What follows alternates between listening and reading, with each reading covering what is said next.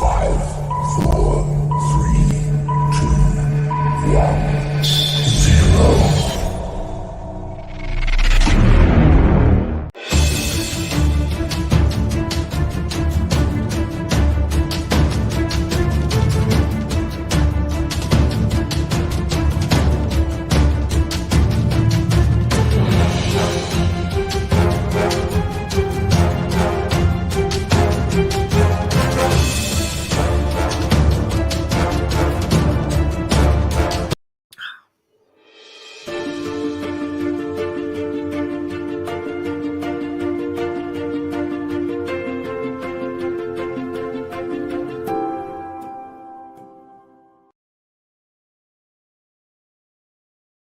Hello, hello, hello. As I told you, I'm coming with so many empowering people. And here's the next one, my next guest, Edward Zia from Australia. Hi, Ed. How are you today? I'm honoured to be here, Andrea, with amazing you and your amazing fans across the world. Thank you very much, Edward, for being here and taking this opportunity. I know that you are super busy, so I appreciate you. And yeah, enjoy your coffee. I will just set up the room. So, guys, this is the Global Empowerment Summit. Here's Ed with his coffee. Hope you are having yours too. And we will talk about community building because, according to my view, he's the best community builder I have ever met. So I'm really, really appreciating what he's doing. Always positive, protective, almost like a big papa for the community, protecting everyone inside and yeah, standing up for them and being there for them every single week, which takes commitment. So, Edward, let's introduce you a little bit from a different angle. Who are you in a personal level? What do you do in your free time? Well, I'll give you a straight up answer. Just before I jumped on, besides making lunch for the family, I was playing the very famous video game called Fallout 4. So, bit of a gamer at heart. So, I was actually, besides cooking for the family, I was literally playing video games before. So, there you go. So, That's nice. Do you also earn money with it now that the it's happening that the people are playing video games and earning money by Bitcoin or blockchain or anything with it? Well, the way I earn money from it is I take now screenshots of my video games and I share it on LinkedIn and get thousands of views. So I'm using the video games. So yes, I am. It's a different view. Yeah, we had the blockchain technology panel yesterday. It was so exciting that the whole Philippines is on the computers and then they are playing and then earning money with it. So the whole world is changing. It's like Ready Player One very soon, very soon. So Edward, let's go further and explore your community building efforts and why do you do it in the first place? When was this idea born? And yeah, what was your motivation behind? Yeah, gotcha. Well, long story short, before I took off on LinkedIn, which I'm very grateful for to all our fans, I used to kind of go to a lot of networking events. So I used to, way before I got LinkedIn and Facebook, I used to go to a lot of networking events to get customers like business at chambers, local business breakfasts and that sort of thing. And before long, what would happen is I'd always get promoted. So wherever I've been like that my whole life, wherever I go, I always get promoted or I get asked to get involved. Very, very rarely do I stay a worker for that long. And so a lot of people said, Ed, do you want to run our breakfast? Do you want to run a group? So probably about maybe 6-7 years ago, I got a taste of actually running events. I used to run a lot of business breakfasts, business lunches, and eventually I used to actually be the MC for one of Australia's top business chambers.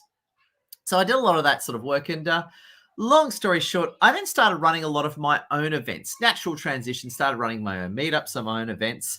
And I was doing really well. I was making a lot of money, kicking butt. Then something called the pandemic happened.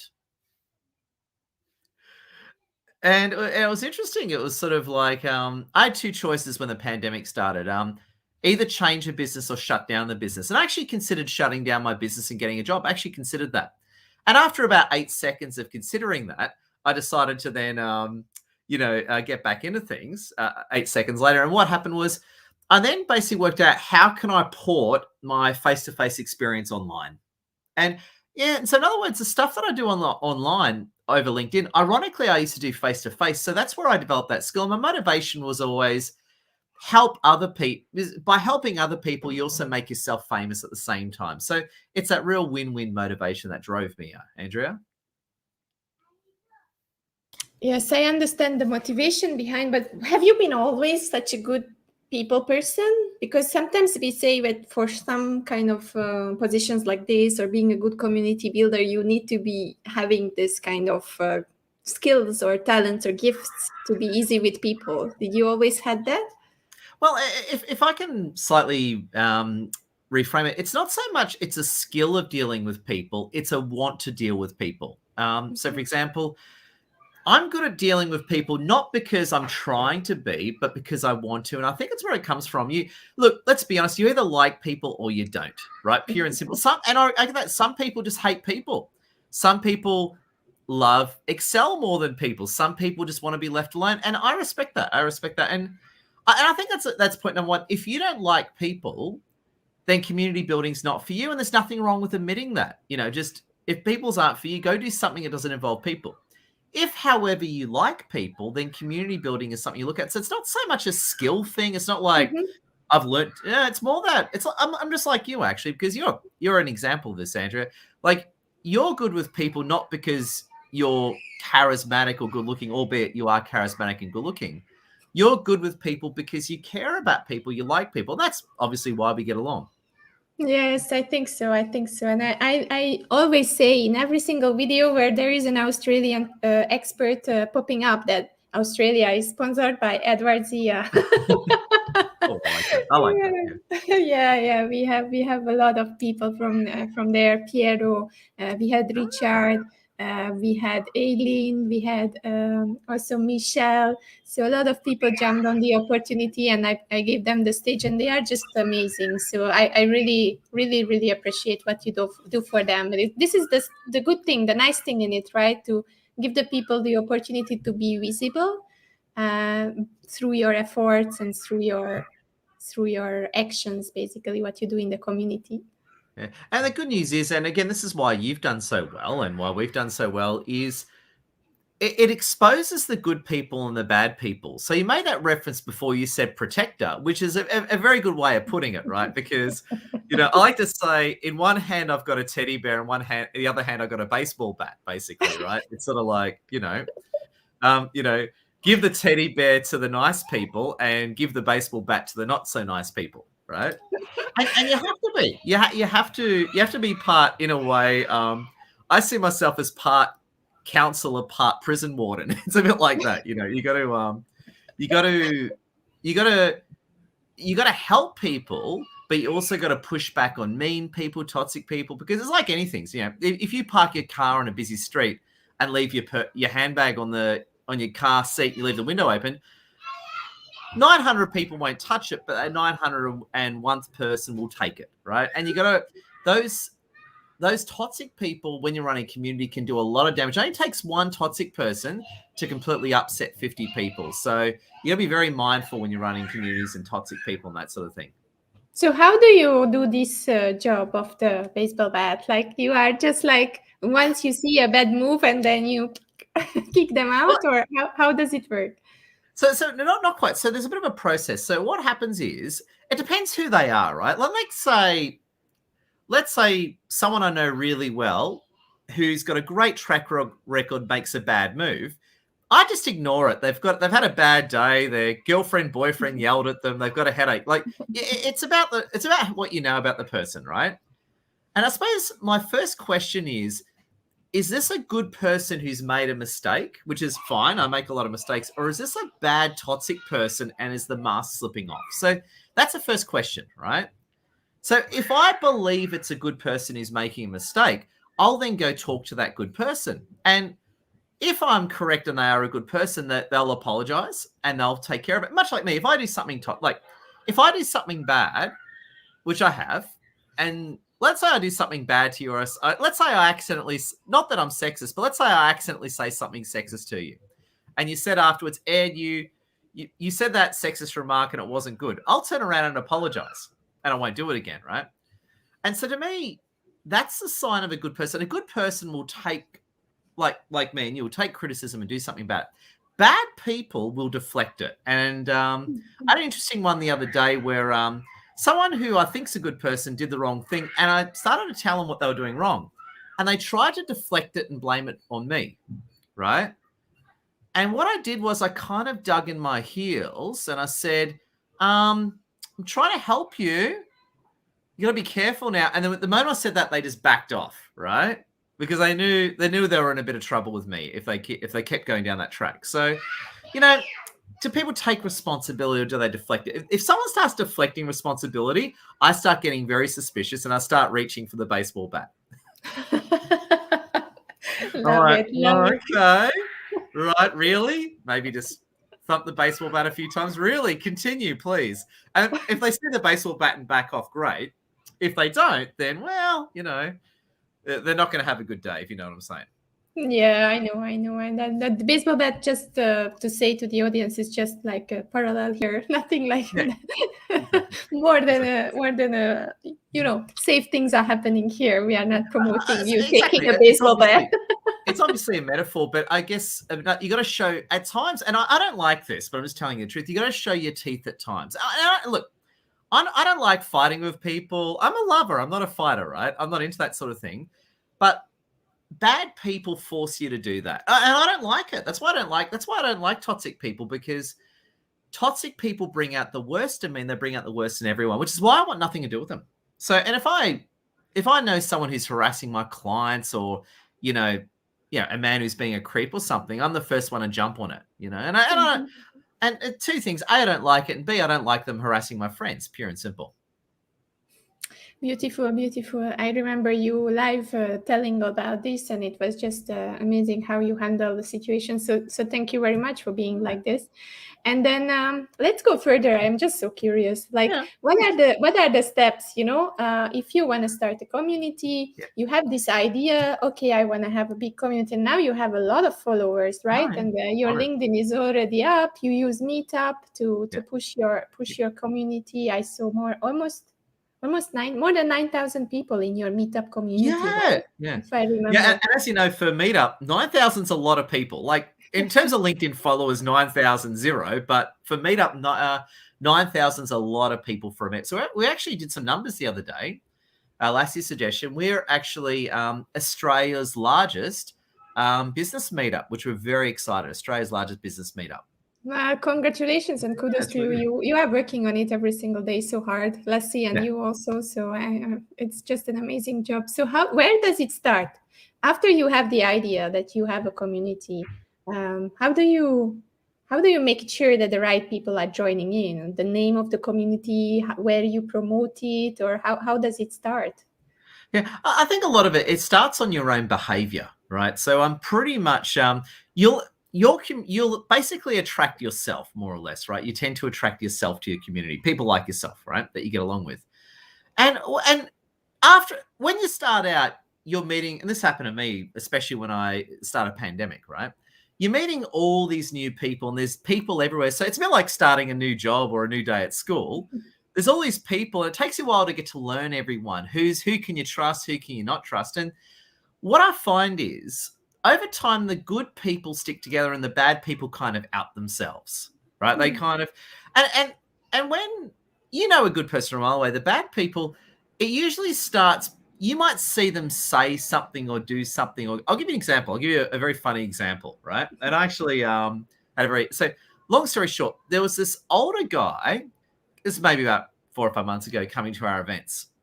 And he was sort of like, and I know you're female, so I can say this to you. He's like sort of the old, big, sexist guy, right? Yeah, he's sort of like that. You know exactly who I'm talking about, right? Yes, sort of the old, basically the old, sleazy, fat, white, sexist guy, right? Basically what he is. And you know what I'm talking about, right? Anyone watching knows what I'm talking about. Anyway, and he was coming to some of our events, some of our face-to-face events, and some of our online events. And I was sort of getting a bit suspicious. Like, he'd say something, he wouldn't say anything that would justify me kicking him out. But, you know, he was already sort of annoying me, right? And then, this is where it got interesting. Then what happened was 2 of our female members complained to me about him being a bit sleazy and being mean to them, right? And so I immediately spoke to the guy and I said, what the hell are you doing? This is over LinkedIn Messenger. What the hell are you doing? I'm getting these complaints in about you. And he just went into full-on attack mode. right? Oh, I bet you it's that. She's a F and B, like just full on attack mode, right? Full on attack mode. And it's like, right, gotcha. So what I did was I then immediately kicked him out of our meetups and told him to leave us alone and never come back, right? But then it wasn't over. Oh no, it wasn't over. Wasn't over then. Oh no. He started messaging everyone about me, saying that I said this to him and I kicked him out. He messaged about 40 people, just ripping into Edward Zia. And then what I did, and then anyway, I just forgot about him. Then about maybe two months ago, he left a message on my voicemail on my phone saying, "Oh, Ed, you just got it wrong. You didn't understand." And the guy's just crazy. Anyway, I just blocked him, right? As if I'm going to call him back. But just, but it's funny. He's a good example because when I first met him, I sort of had my eye on him, right? And then over time, he just outed himself, got complaints. And when I spoke to him, he was just a psychopath, absolute psychopath. And unfortunately, they're all around. They're male, female, black, white, Middle Eastern like me or not. You get people like that everywhere. And you just got to be mindful, especially when you're running a community. And I hate to say it, us men are the worst. So, you're more likely to come across toxic. There are toxic women out there, but you're more likely to find toxic men than toxic women. And just being honest, I don't like it. I'm just telling you the truth. Yeah, that's a good aspect. And if people are watching this in replay or they are coming back, please reach out to. I think they can reach out to Ed about other tips and try the meetups in Australia, even if you are there, or even not the online ones, because they are just a nice experience and it's just the positivity. I always say to the people, whenever I go and I need some uplifting, we givers need that too sometimes, right? Yeah. Then I go to Ed's meeting and I'm just like hanging out there for a while, and it's so nice to charge myself. And on that note, I forgot to mention this. This is very relevant to your question. My apologies for missing it, but it's how you set the culture as well. So, for example, when I run a meeting, from the start am how do I make people feel better? So my goal is to create a positive environment, right? So if anyone starts saying something negative on one of my events, I'll shut them down very quickly, or I'll try and diplomatically throw them in a positive direction. So again, because the more positive you make your community is the more people you attract. And also positivity gets rid of negative people, because negative people hate positivity. They can't stand it. That's true. And I've seen them. They get uncomfortable. When you see a room full of positive people and a negative person, the negative person is sort of like, they don't know what to do. They're like really uncomfortable. They don't know how to relate to people. And then they leave, which is awesome. Yeah, it solves itself, right? And we talked about the people aspect. We talked about the leadership. We talked about how to start. But what are the tools that can support the people? I know that you are using Meetup, you're using your social media very actively. Yeah. What are the things that you use in the background that can help people to create and also manage the community? I found it out during these 5-6 weeks that the most important thing is the communication. And it's really hard to communicate with people from all around the world because everyone is using different mediums to communicate. Yeah, and great point. And I use, and you're right, you're spot on, Andrew. It's a huge problem and there's no straight answer. So what I do is I use a range of platforms. So I'll use an example, right? I run usually about 2 Zooms a week, give or take, right? Sometimes more. And so I run usually my Monday night webinars and then my Thursday night networking event. And what I'm always doing is when I share the events, let's say, for example, I've got running my webinar tomorrow night and I'll be promoting it after this. What I'll do is I'll post about it on LinkedIn. I'll also post about it on Instagram and Facebook. I'm also using Meetup. I also emailed my database this morning. So what I'll do is I'll use a range of I'll use a range of different platforms to get it out. And that's the best way to do it, right? Because one platform won't hit everyone. So I use all platforms to do it. That's one of the reasons why we're so popular. Whilst I'm big on LinkedIn, I'm also very good at using Meetup, Facebook, and Insta. Albeit I'm more of a LinkedIn guy, and no one denies that. So yeah, I think you got to use a range of platforms to pull it off. And ultimately, some people are just slack. Some people some people are really motivated. Some people aren't. And at the end of the day, I'm kind of more interested in the motivated, ambitious people. Yeah, so this is also a very, very important question. So do you let those guys who are not so motivated not be motivated, or you push them to join in still, or you still try? The answer is I don't really try. I just put it out there, and whoever comes is whoever comes, right? And in a way, I don't like persuading people to come. I want people to come on their own free will, right? And yeah, that's a good motivation already, right? If they come because they wanted to it's like, come. here's my event. It's on every Monday, every Thursday. I'll promote it, but if you want to come, please come. If you don't, absolutely, right? Well, I had another interesting one where this was actually a while ago. I remember this the start of the pandemic. This is when the lockdowns first came in. This is just before the lockdowns hit, and when the lockdowns were sort of coming and going. Anyway, this one lady who I didn't know joined our meetup community. She just sounded nasty off the bat. Like, I could just tell this lady was trouble, right? You could just tell. Anyway, and I remember she goes to me, said something really stupid. She kept, so I had like a free face-to-face event coming up, right? Free face-to-face event just before lockdowns hit. This is before everything shut down. And she asked me a few questions that were a bit different, but I answered all her questions, right? She just messaged basically an email over meetup. And then she just asked me another round of questions that got a bit silly, right? And I sort of like, well, so I answered the next round of questions, right? And guess what happened, Andrea? What happened then? What then happened? Other questions? Yeah, and that's when I lost it, right? I was like, and then I just jumped in and I just sent this message straight up. So literally, I probably have typed in like an email that long, right? And it's just, and I just replied to her saying, look, you're welcome to come, but I don't think our events are for you, right? And she just lost it. She just sent me this really long email, ripping into me, abusing me.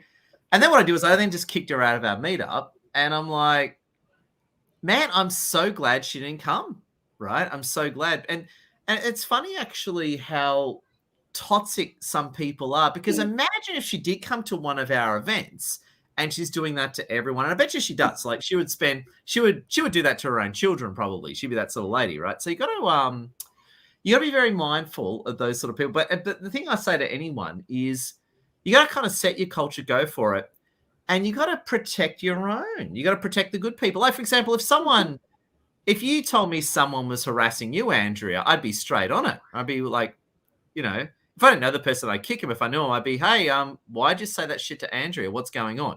That's what I do. So you got to really look after everyone. And people love you for it. And I get it, That's what you want. Yeah, that's true. That's true. And I have to say that you are the person that I will tell this to the audience, because I think this is also a very important lesson here, that you are someone who is really 100%, maybe 150% in. That means that you are sending voice messages, you are sending all these LinkedIn messages, you're sending reminders, and I don't know whether you have bots built in or it's all you, but then it's like, I just don't know how you do it, because it's really the attention span that I did it for 5 weeks now. And it's really draining. It's really hard to be so attentive and so focused on people, and your brain is always working. So I don't know where you get your energy to do this all the time. When I started, it was very hard, but now it's quite easy, because you know who's who after a while, right? So in all fairness, when I started, I was exhausted all the time, in all fairness, right? So like you, I was very tired. But the good news is, Andrea, after a while, it gets a lot easier, because you start knowing who's who and who's not, right? And it makes life a lot easier. And it depends what you do going onwards. Like, I mean, your Global Empowerment Summit's been incredible. You've done a great job. My question to you is, once it's over, what are you going to do? And my suggestion is you should start running your own weekly Zooms, like, Andrea's Networking Club, or whatever you want to call it. Or, Andrew's Empowerment Networking Group, whatever you want to call it. But you should run your own weekly events. And the first few months will be difficult, but after 3 months of it, you'll be pretty good at things. You won't have any trouble. I will do that. I will take your advice for sure. Yeah. And we will talk about this a little bit more. I have to close the interview, because I have Tyler from Silicon Valley coming up very, very soon, about AI and women in AI and all these things. So, Edward, at the end of the interview, where can people reach you? How can they join the meetups? Tell us a little bit more about this part. Best thing to do for everyone is add me on LinkedIn, send a personal message saying you heard me on Andrea's Summit, so I know who you are, and I can send you all the details. Perfect, perfect. Thank you very much, Ed. I'll let you go to your family. I see and hear the kiddos in the background. I think they are excited to get you back on a Sunday. Thank you very much for taking this time. I'm honored, and thank you, Andrea. Thank you very much. And thank you for everyone watching it, this live or replay. Please reach out to Ed if you have any questions about community building and experience these international meetups that he's doing, because yeah, I can guarantee you he's the best currently. I haven't found anyone better than him for now. Thank you. I'll try and keep up the title. Bye, everyone. Sorry for the push. Have a beautiful day. Bye, everyone. Bye-bye.